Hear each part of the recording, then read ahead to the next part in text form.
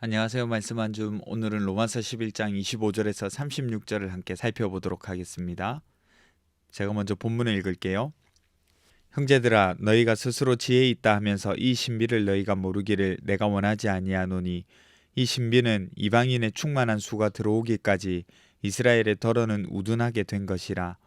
그리하여 온 이스라엘이 구원을 받으리라 기록된 바 구원자가 시온에서 오사 야곱에게서 경건하지 않은 것을 돌이키시겠고 내가 그들의 죄를 없이 할 때에 그들에게 이루어질 내 언약이 이것이라 함과 같으니라. 복음으로 하면 그들이 너희로 말미암아 원수된 자요 택하심으로 하면 조상들로 말미암아 사랑을 입은 자라. 하나님의 은사와 부르심에는 후회하심이 없느니라. 너희가 전에는 하나님께 순종하지 아니하더니 이스라엘이 순종하지 아니함으로 이제 긍휼을 입었는지라. 이와 같이 이 사람들이 순종하지 아니하니 이는 너희에게 베푸시는 긍휼로 이제 그들도 긍휼을 얻게 하려 하심이라. 하나님이 모든 사람을 순종하지 아니하는 가운데 가두어 두심은 모든 사람에게 긍휼을 베풀려 하심이로다. 깊도다 하나님의 지혜와 지식의 풍성함이여 그의 판단은 헤아리지 못할 것이며 그의 길은 찾지 못할 것이로다. 누가 주의 마음을 알았느냐? 누가 그의 모사가 되었느냐? 누가 주께 먼저 드려서 갚으심을 받겠느냐? 이는 만물이 주에게서 나오고 주로 말미암고 주에게로 돌아감이라. 그에게 영광이 세세히 있을지어다. 아멘. 여러분, 이번 주 계속해서 살펴봤던 내용이 하나님이 이스라엘을 버렸는가 하는 질문에 대한 답과 생각들이었어요. 바울은 아주 분명하고 단호하게 그럴 수 없느니라 라고 말하면서 부정했죠. 하나님은 자기 백성을 버리지 않으셨어요. 그리고 지금은 이방인이 복음을 받아서 새로운 이스라엘, 하나님의 백성이 되었지만 결국 이스라엘도 다시 돌아올 것이라고 전해주죠. 오늘 본문은요, 이제 이 질문에 대해서 마무리합니다. 역사의 마지막 순간에 하나님은 이스라엘과 이방인을 어떻게 구원하실지 보여주는 거죠. 먼저 바울은 비밀을 소개합니다. 25절을 보시면 형제들아 너희가 스스로 지혜 있다 하면서 이 신비를 너희가 모르기를 내가 원하지 아니하노니 이 신비는 이방인의 충만한 수가 들어오기까지 이스라엘의 덜어는 우둔하게 된 것이라 이렇게 말하고 있습니다.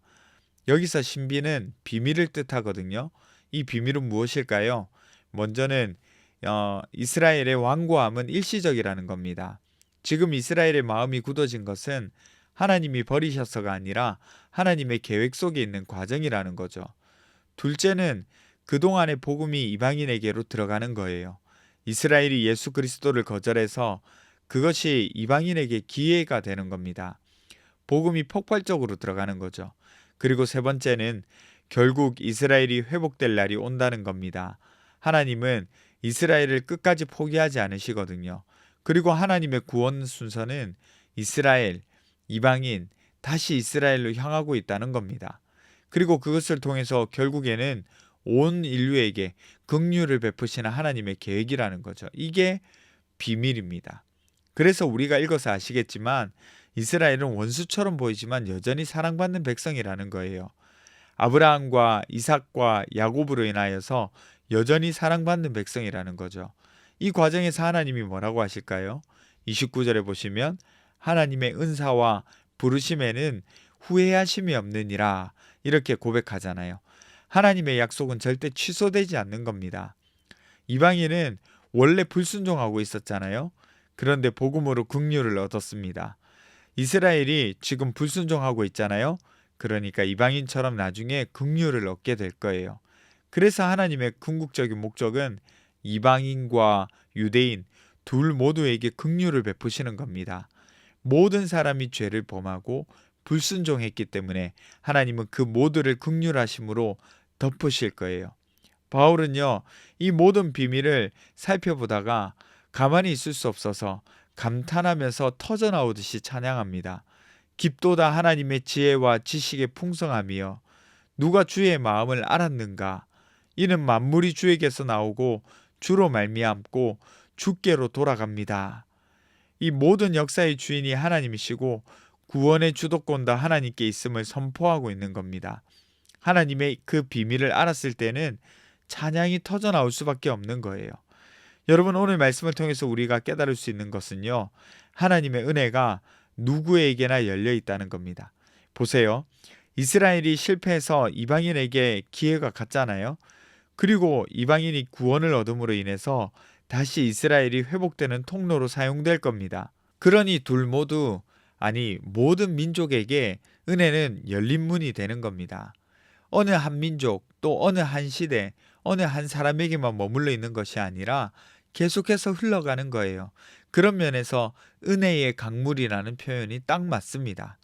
하나님은 우리를 심판하시는 일보다 회복시키시는 일에 훨씬 더 관심을 많이 가지고 계세요. 그리고 그걸 원하시고요. 그렇기 때문에 하나님의 은혜는 돌아오는 사람을 차별하지 않습니다. 어떤 사람에게든 어떤 배경이든 하나님은 회복의 길을 열어두신다는 사실이죠. 편을 만들거나 부류를 만들어서 차별하시는 분이 아니시라는 거예요. 누구든지 하나님은 은혜 가운데로 나오는 자를 사랑하시는 거예요. 그리고 누구를 통해서든 그 은혜를 베풀기를 원하시는 겁니다. 이 사실을 기억하시면서 여러분 오늘도 하나님의 긍휼과 은혜가 풍성하게 임한다는 사실을 기억하며 나가시는 저와 여러분이 되셨으면 좋겠어요. 기도합시다. 첫 번째는 역사를 이끄시고 주관하시는 하나님의 넓은 긍휼을 신뢰하게 해주세요. 두 번째는 모든 사람에게 열려있는 은혜의 통로로 나아가고 인도할 수 있도록 해주세요. 우리 함께 기도하며 나가도록 하겠습니다.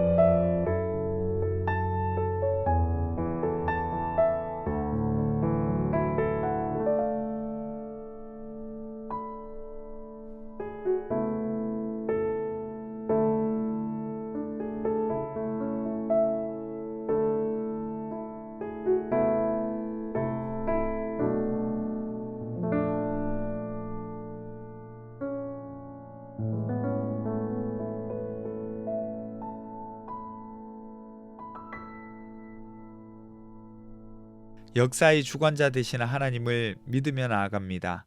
또 그 하나님께서 베푸시는 긍휼도 신뢰하며 나아갑니다. 모든 사람에게 열려있는 하나님의 은혜가 풍성함을 기억합니다. 하나님 그 은혜의 통로로 우리도 나아가고 많은 사람도 인도할 수 있도록 도와주세요. 오늘 하루도 주님께서 베풀어 주시고 은혜 가운데 거하게 해주세요. 감사드리며 걸어가신 예수님 이름으로 기도합니다. 아멘. 여러분 오늘 하루도 주님 안에서 온전하게 살아가시기를 바랍니다.